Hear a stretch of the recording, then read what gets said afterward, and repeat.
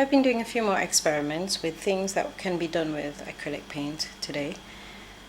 None of these things are really new. There are multiple videos on the internet already that show how these things can be done, but I thought it'd be interesting just to show you my results.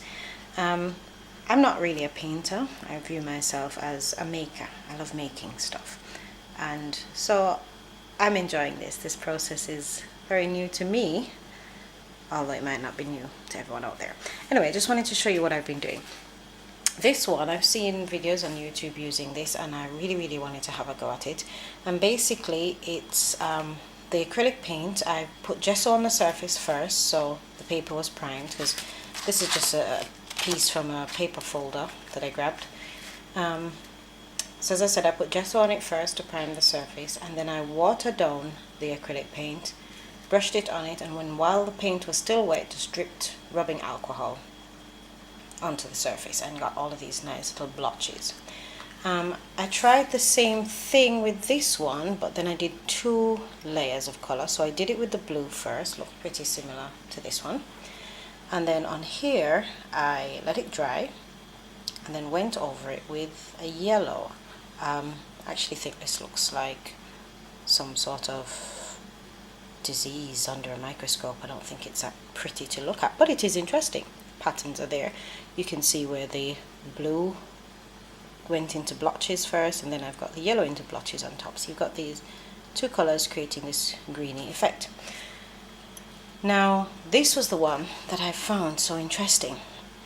I've heard many times about using salt with watercolor or with acrylic paints to create patterns, and I just wanted to show you the effects here.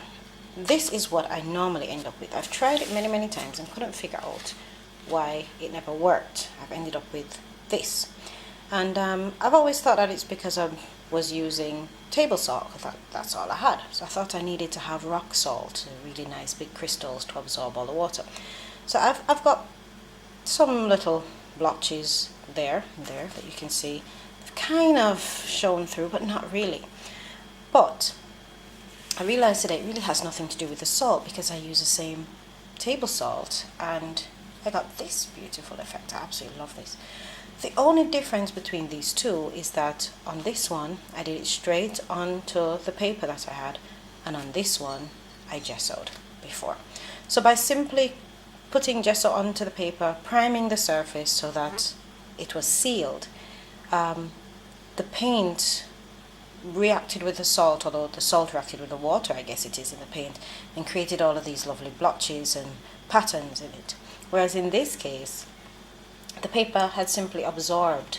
In fact, if we turn over, you can see what happened there, and you can see what happened on the newspaper underneath. The paper just became really soaked with the watery paint that I was using, and so the salt didn't have much effect. However, because this one was primed, there's no soak through, and we got this lovely pattern. So I just wanted to show those to you. I'll show you some of my other things as